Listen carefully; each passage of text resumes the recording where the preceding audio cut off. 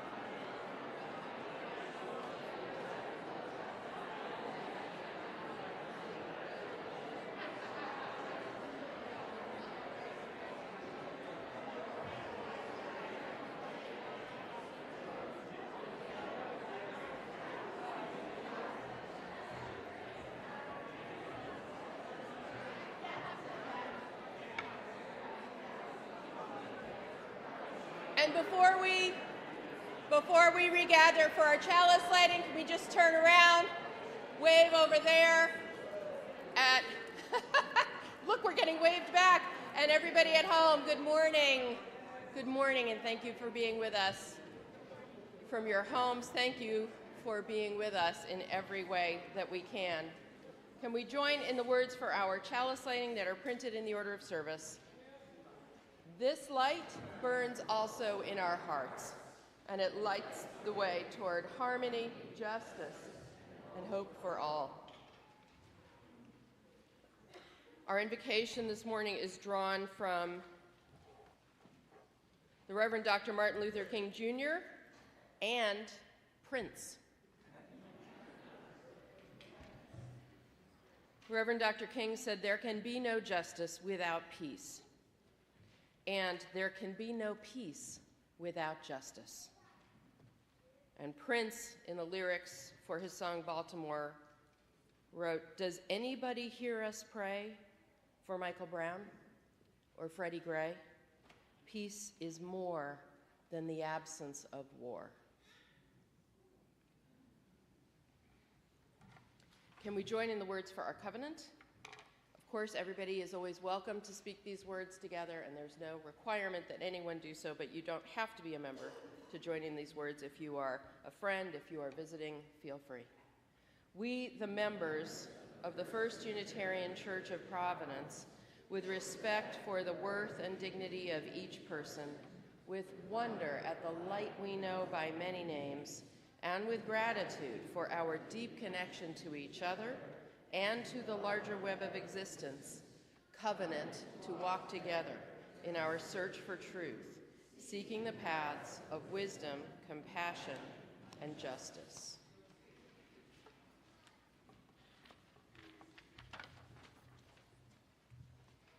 And now I call forward the families of Eleanor Vickery Sass Dalton and May Davenport Cutler.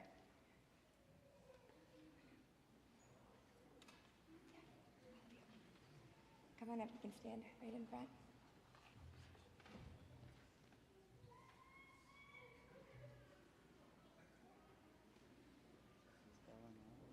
Yeah. No, May.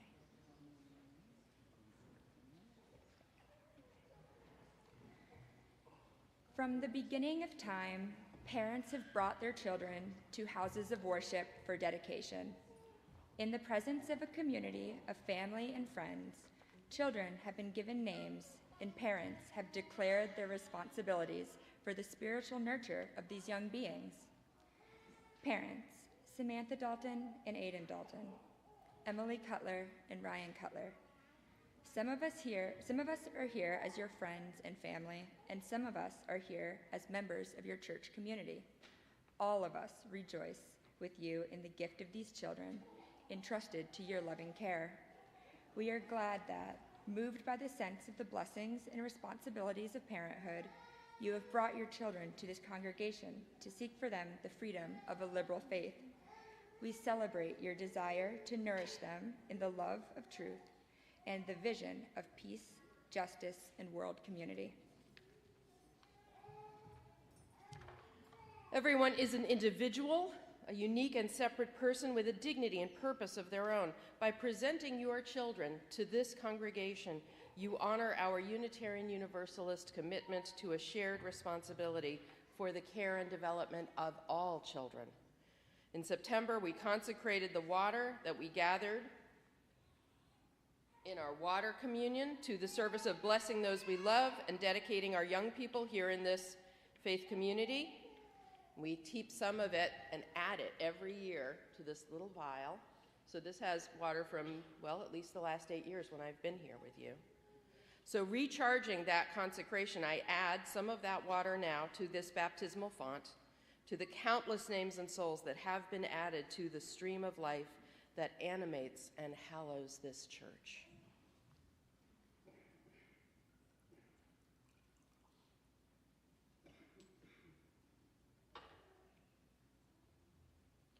So, parents, Samantha Dalton and Aidan Dalton, and it's so good to see you.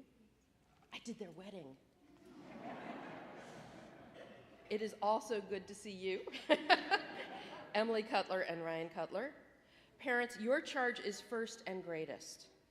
Having heard these words of freedom, love, respect, and responsibility, and with the earnest support and care of the faith community, will you now pledge to nurture the spiritual development of your children, blessing them with both roots and wings as they question and grow? If so, please say, we will.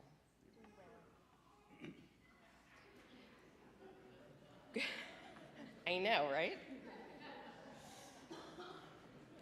Grandparents, Sarah Sass, Mark Sass, and Rochelle Cutler. Will you pledge to support these parents and to support and love these children unconditionally? If so, please say, we will.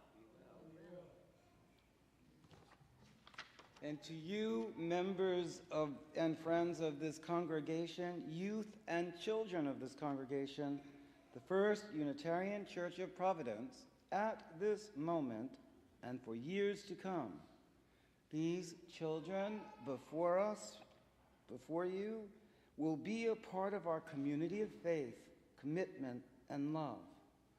Will you make a place for them and pledge to their parents your wholehearted assistance in providing a supportive and sacred space in which these children and their families can learn and grow? If so, please say, we will.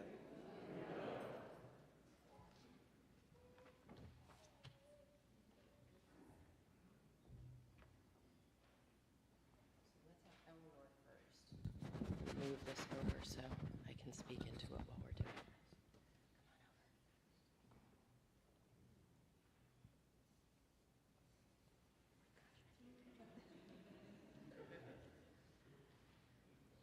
Eleanor, Vickery, Sass, Dalton, I know the water's cold.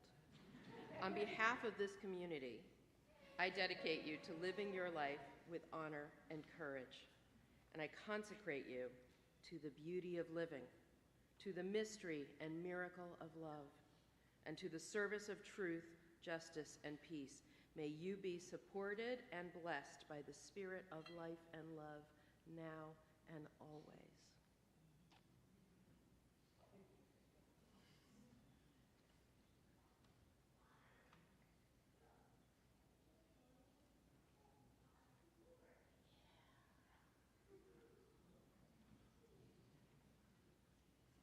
Ready?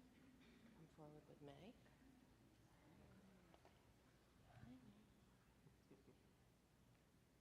May Davenport Cutler, on behalf of this community, I dedicate you to living your life with honor and courage. She can see the water.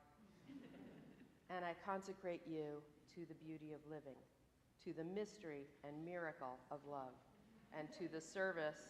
We did make sure it's clean, so you go to town. And to the service of truth, justice, and peace, may you be blessed and supported by the spirit of life and love now and always.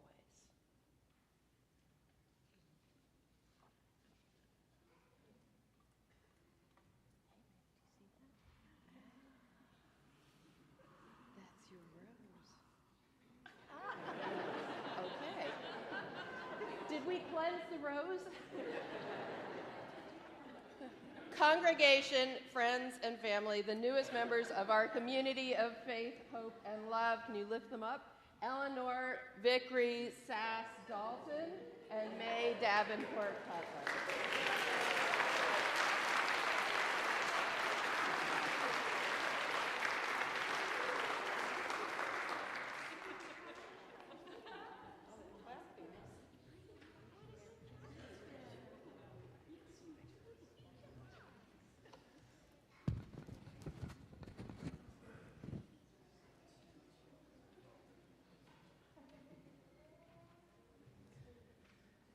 And our hymn, it's number 1008 in the Teal hymnal, When Our Heart is in a Holy Place.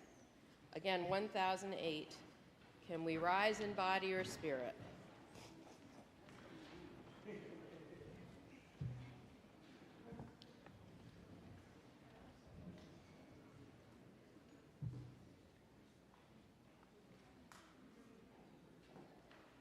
Are you guys? Okay.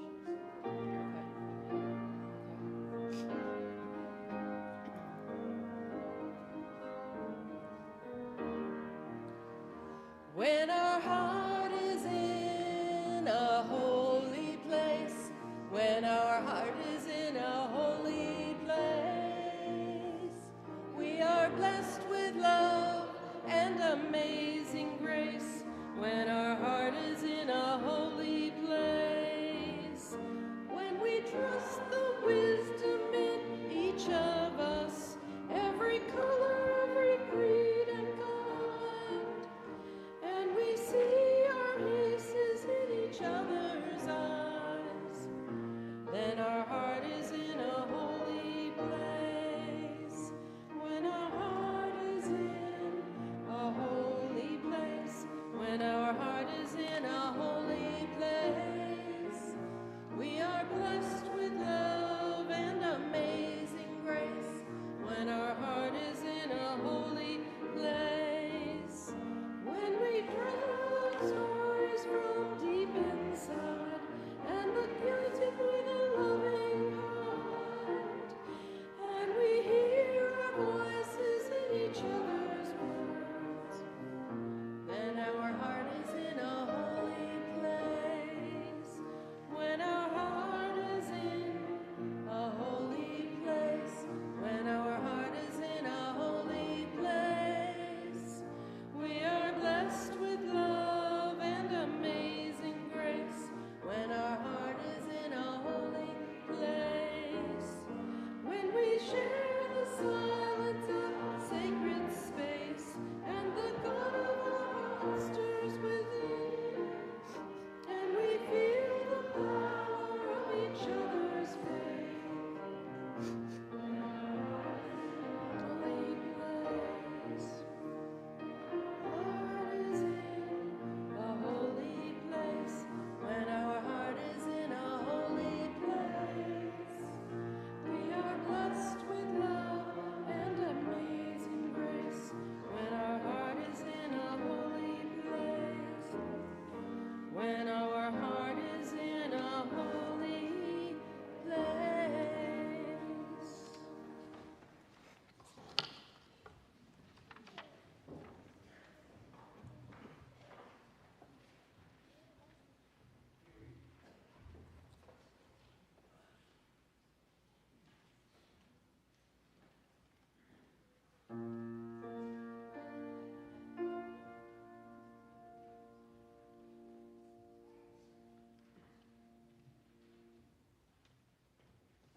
It's okay.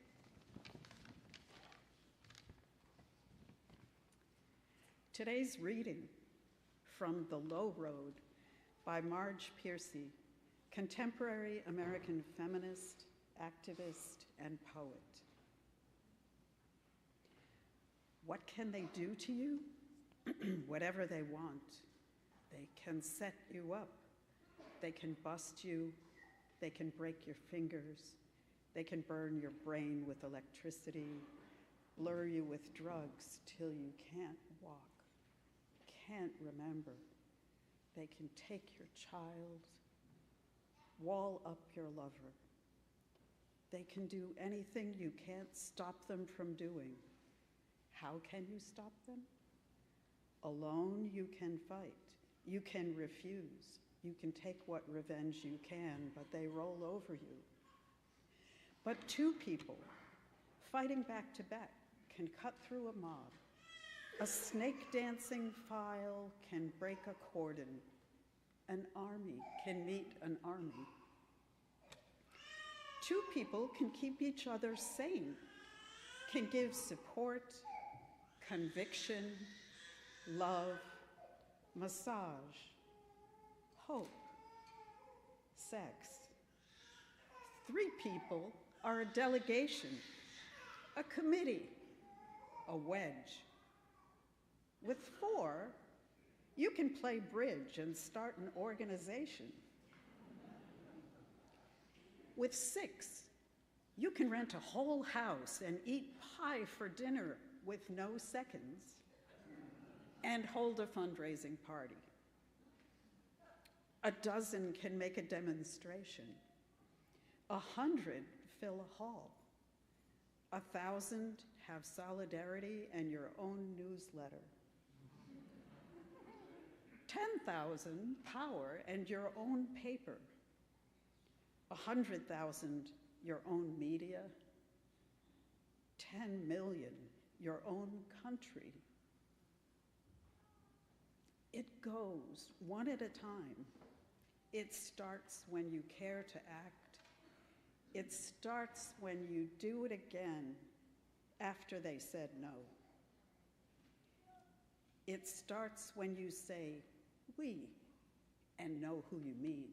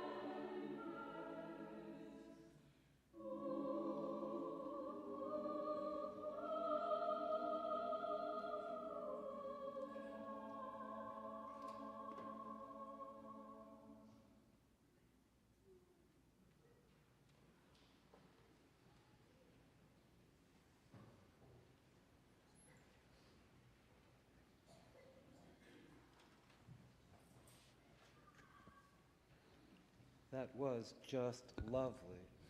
Thank you.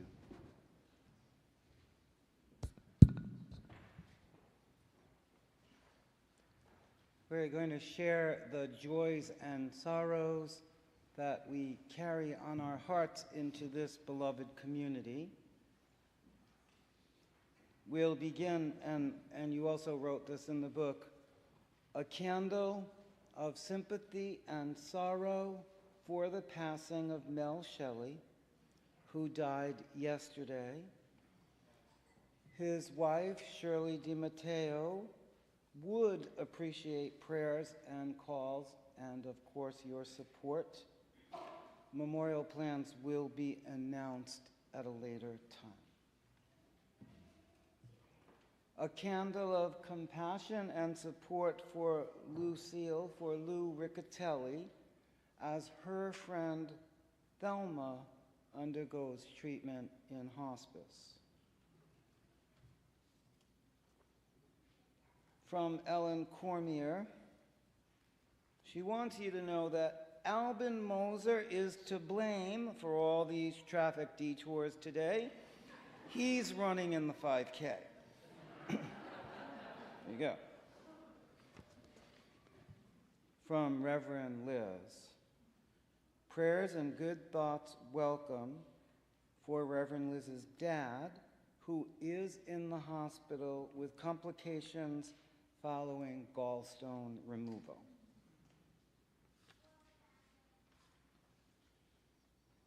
A candle of sorrow and hope for my sister and brother-in-law. May they find strength, comfort, and peace as they struggle with his worsening condition, Parkinson's. From Tom Getz, a candle of sorrow for the passing of Dick Paul, who was a member of this congregation and who also visited our partner church in Transylvania. Our love goes out to his wife so that her grief may be less. From Svetlana, this is my great joy announcing that I am an auntie for the first time. My niece Magnolia was born on Thursday evening to two happy parents. She is perfect, of course, like all babies. Mom and baby are doing well, and Magnolia would be the first grandchild in the whole clan, both sides.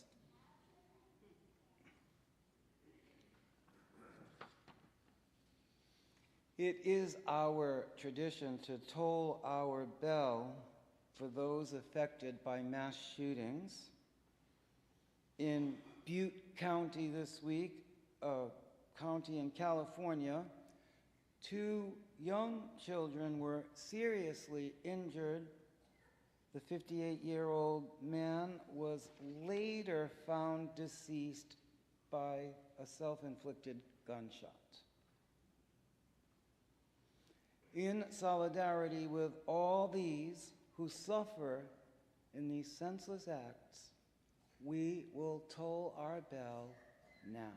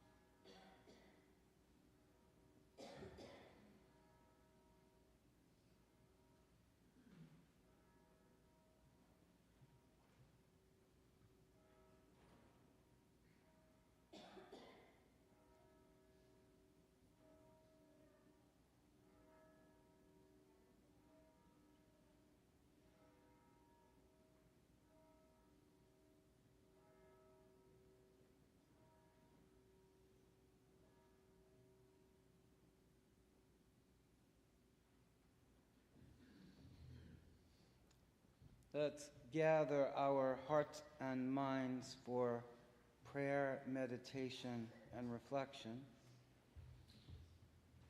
After the reflection or during the reflection, for those of you who've lost someone in the past year, please do stand or raise your hand in silent tribute to those losses. Let's fully arrive. Please take a deep breath with me.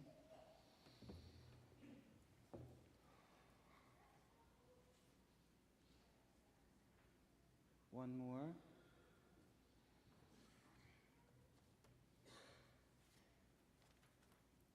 And one more.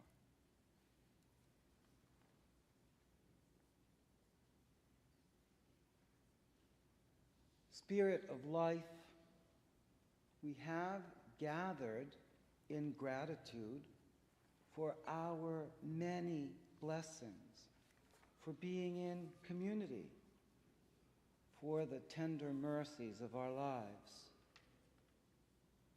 We have gathered also in grief and concern about the raging violence in the world, about our human capacity to inflict harm. Grant us solace in our seeming powerlessness. Move us toward true justice over equality, toward the peace of an open heart, toward respect for people like us and not, toward charity for all those with food, financial, or other insecurity. Spirit of love, knowing that it starts with us, we pray that we, with the power to create justice, will recognize our shared humanity, our interconnection as a single motivating love. We pray for mercy that all who seek comfort and safety from fear or hatred or anger or indifference will find with us a warm embrace of gentle, loving care. As we continue to build the beloved community, may we be guided by our faith in the ability of love to create justice. Amen.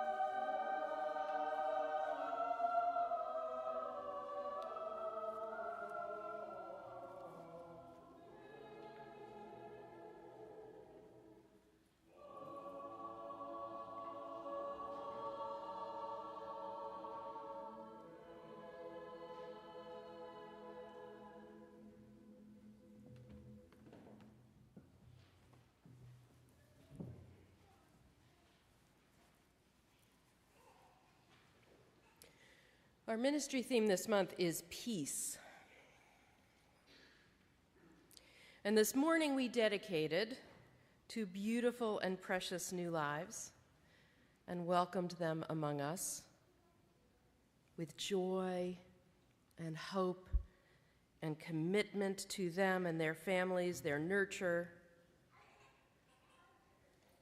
So it may seem strange to pair that innocence and joy in that moment, the hope and the beauty, the gasps throughout this church when they took the roses, seeing that beauty and bringing it into their own beauty. It may seem strange to pair all that with a sermon about no justice, no peace, which is a tough topic because it has its roots as a response to the violence and murder, particularly of Black people, especially but not exclusively at the hands of police. But in fact, it is the very beauty and power and preciousness of life,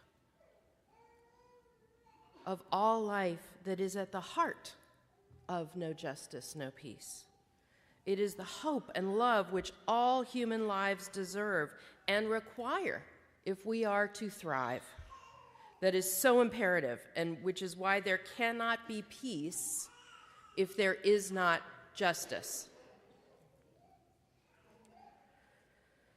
No justice, no peace.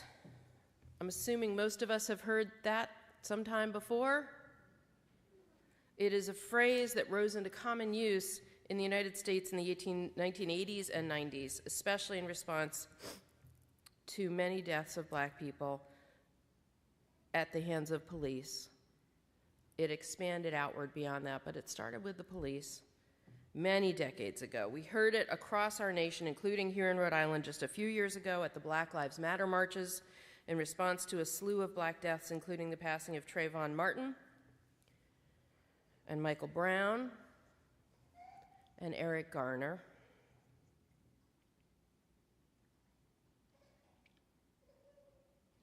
I can't stand to just categorize these as Black deaths. I want us to remember them. We have to remember them. Trayvon Martin with his Skittles, who was killed by a resident for walking in his father's fiance's community in Florida while wearing a hoodie. And Michael Brown, who was 18 years old, with his hands up facing a police officer in Ferguson, Missouri. Eric Garner, who was throttled during an arrest on suspicion of selling single cigarettes.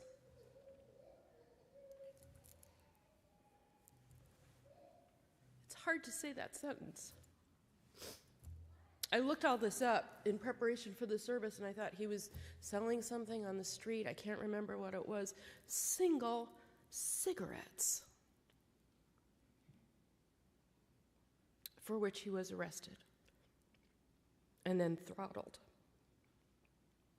and who told the police that he couldn't breathe, and whose dying was video recorded and then went viral.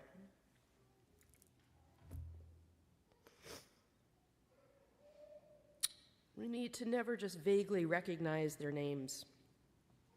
We need to hold on to what we knew of them and the tragedy and heartbreak and the criminality of what happened to them, which we still have to change. It's a lot to hold on to, and we cannot let it go.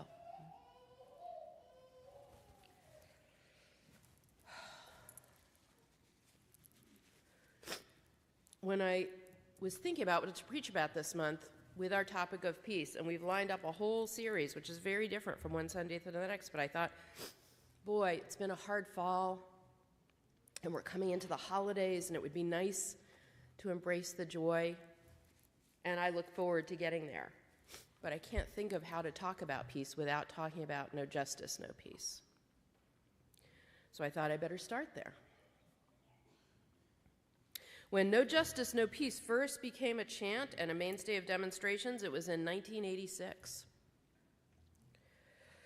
When Michael Griffith, a young Black man in New York City, was beaten by a mob of white teenage boys and then eventually struck by a car when he fled to a highway. And before that, it was used in the 1960s by Dr. King, as we heard in our invocation this morning. It is long and long that we have said this phrase and called for this, and our progress is heartbreakingly slow. If you look it up, you find a lot of citations and also analyses of whether or not it's a threat. If there is no justice, then there will be no peace. Peace will be disrupted or destroyed by those suffering the injustice, because, as Dr. King put it, a riot is the language of the unheard.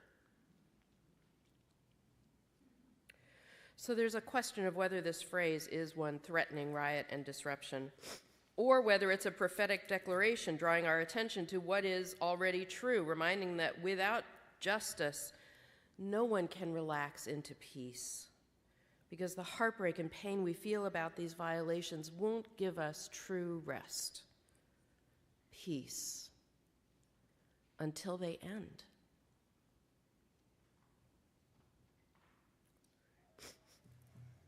I think sometimes it is meant as a threat, and sometimes it is a call for justice, and sometimes it is a prophetic lament. But how to parse it is not what I think really matters about no justice, no peace. What I think matters most about this is whether we think of ourselves in relation to justice and peace as independent individuals or community. Whether we think of ourselves in relation to justice and peace as independent individuals or community. Because we often think of peace as elusive, right? It is the classic contestant answer in every beauty pageant. The promise of Christmas and Buddhism and military supremacy and Prozac and exercise endorphins and sleep. But in fact, in some ways, peace is more easily had than justice, depending on whether what we're talking about is individual or communal. And I want to reflect on this chant, wisdom, imperative, threat, reality, because it is all those things. When I was in my senior year of high school, our teacher, Mrs. Gonson, gave every single person in our English class a poem, copied out on some red construction paper and affixed to a white paper doily for Valentine's Day. What made this a huge effort was that each poem was different, chosen personally for each of us. And to me, she gave a poem that I had never heard before, The Lake Isle of Innisfree, by the great Irish poet William Butler Yeats, written in 1888. I will arise and go now, and go to Innisfree, and a small cabin built there of clay and wattles made. 9 bean rows will I have there, a hive for the honey bee, and live alone in that bee-loud glade. And I shall have some peace there, for peace comes dropping slow, dropping from the vales of the morning to where the cricket sings. There, midnight's all a glimmer, and noon a purple glow, and evening full of the linnet's wings. I will arise and go now, for always, night and day, I hear lake water lapping with low sounds by the shore. When I stand on the roadway or on the pavement's gray, I hear it in the deep heart's core.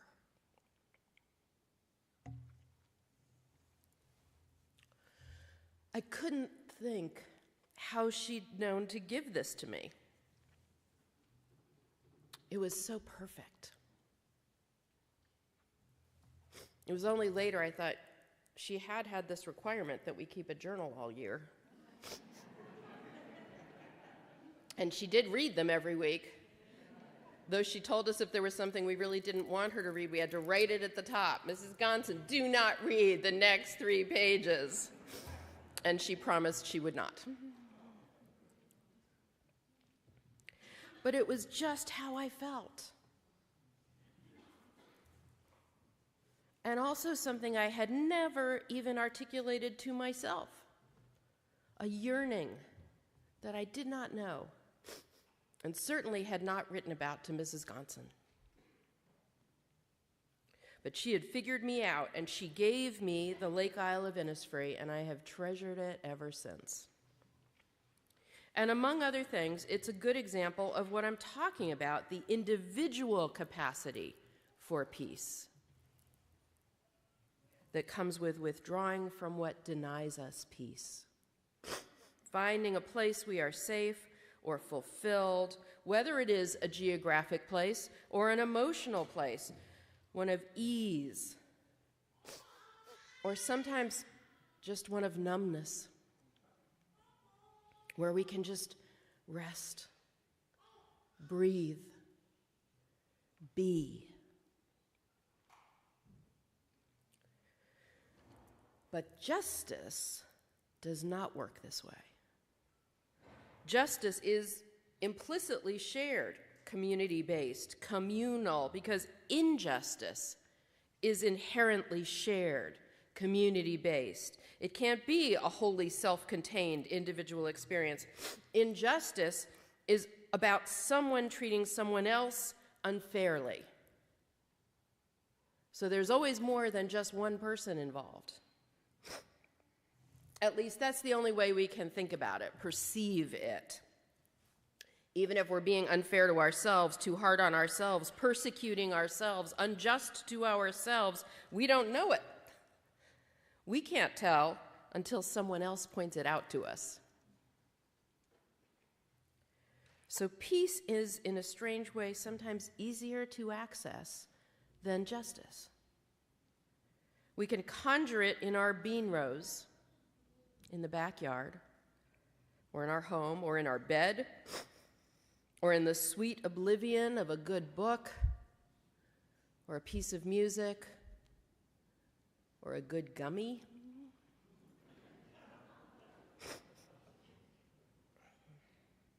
But sometimes that peace is an escape rather than a resolution, a means rather than an end. And my own escape to an Innisfree existence is always conditional, always incomplete. Because even while I may be wholly absorbed in my hive for the honeybee and the peace dropping slow all around me, and midnight all a glimmer, Michael Griffith is fleeing towards a highway. And Breonna Taylor is lying in bed, innocent and unaware of the police, about to shoot into her apartment and body. And Tamir Rice is playing with a water pistol in the park as a police car approaches.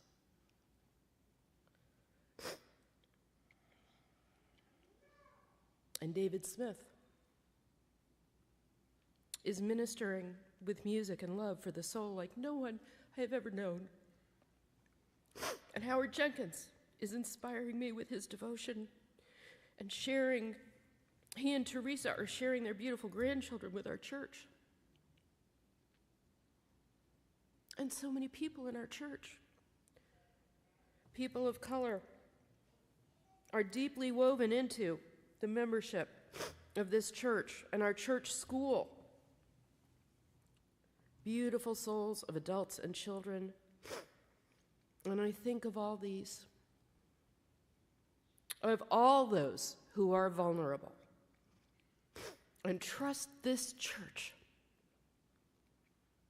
with their selves, with their bodies and their souls. And it is unbearable.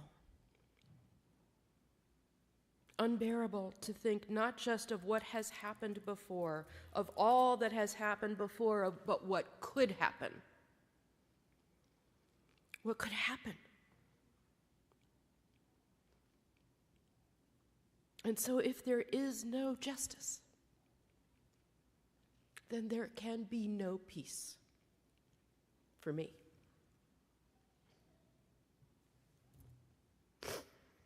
No peace, I believe, for us. Not the real peace, the big peace, the peace of justice, the peace when we do not fear for those we love, or esteem, or study.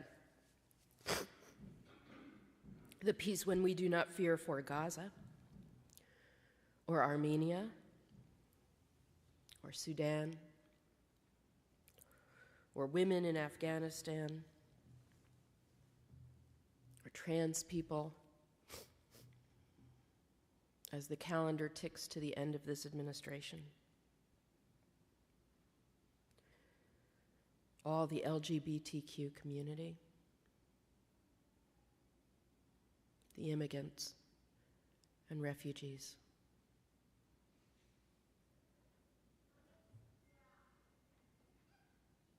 Ubuntu. Ubuntu manifest. Ubuntu as clear, more clear than the dollar, that illusion of power and privilege, when the real power and privilege are the inestimable gift of relationship and communion and trust and love, the realized, lived understanding that Ubuntu, I am who I am because of who we all are, all this is why there can never be peace without justice. The peace we seek is not temporary, is not just a ceasefire, is not just distance from pain, not even the mere absence of suffering. The peace we seek is not a relief, but a fulfillment. We want the peace that comes with respect and compassion, the peace that endures, the peace that is both personal and communal, the peace that is not just mine or even ours, but everyone's. Everyone's. The peace we build together, the peace that always has room for one more, the peace that comes from the grand we that Marge Piercy wrote of. So in this month, as we move toward the winter holidays, with all their promise and joy, with their many visions of peace and fulfillment, let us remember our own relationships to peace and justice and see how much they are both a promise for all of us or a promise for none of us, and make it all of us. All of us. Amen.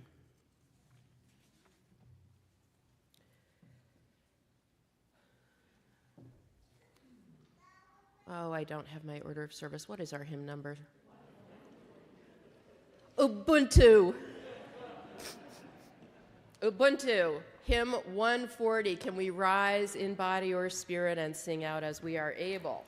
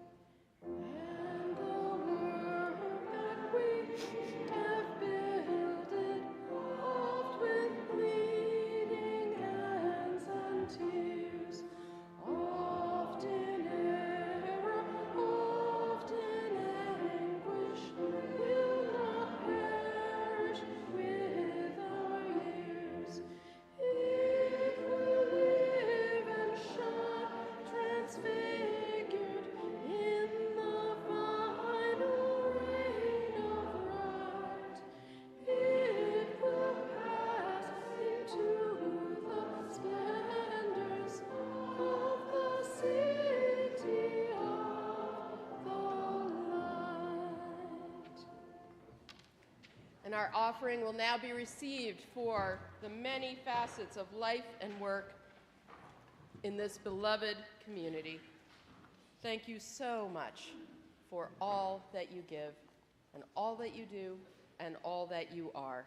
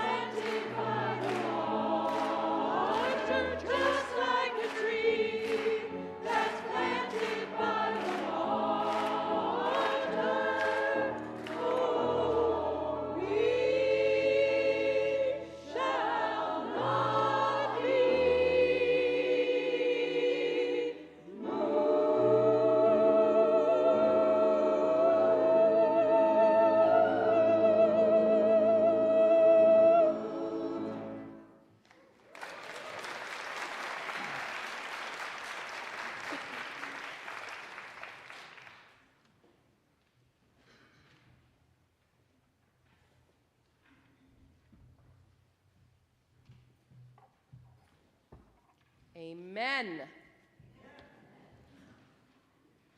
Our invitations. This week's invitations for ways, many facets of our faith. Today is the beginning of the Girl Effect holiday sale in the atrium. Today and next Sunday after worship, all the items were made by members of the church, including children in the Spiritual Pathways program. All the proceeds go toward helping girls complete high school education in Kenya and Guatemala. Many thanks in advance for your support. I had to leave the sale to run over here and lead worship. It was difficult. There's wonderful things there, so make sure you stop over.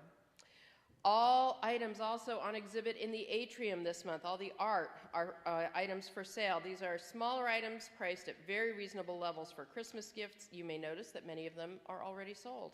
Take a look and contact a member of the Arts in the Atrium group if you have any questions. Are there Arts in the Atrium folks that could stand up briefly and just show everybody who you are in case people are like, I would like this one right here. Okay, thank you. And lastly, time to start thinking about our upcoming second annual church retreat in May. Yes, right? So much fun. Memorial Day weekend, Friday, May 23rd through Sunday, May 25th in the same location, Aldersgate Camp and Retreat Center in North Scituate, Rhode Island. Put it on your calendars now. Get ready to sign up. Invite friends to join.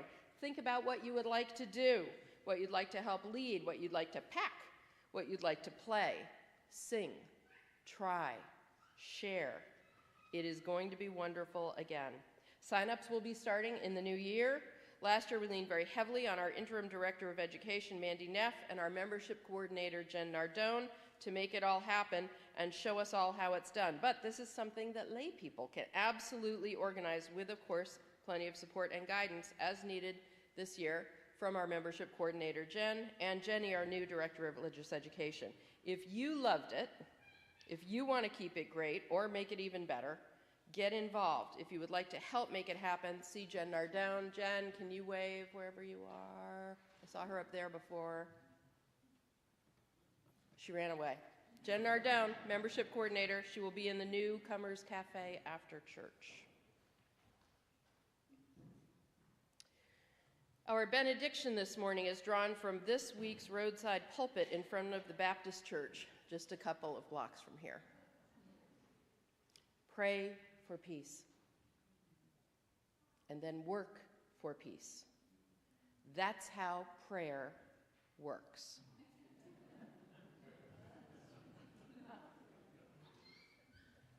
Can we join in the words for our chalice extinguishing printed in the order of service?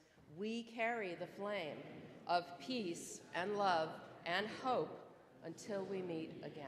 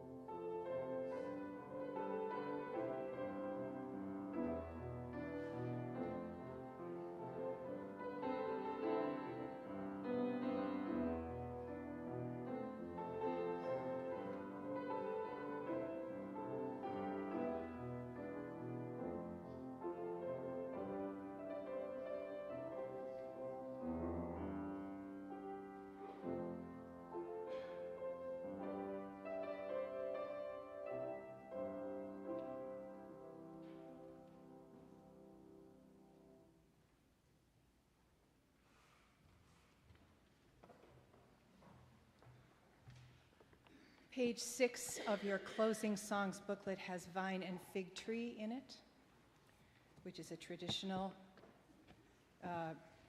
Jewish folk song. And Vicki, if you would help me, I'm going to sing. And when you feel ready to sing with me, just join right in, okay? Thank you.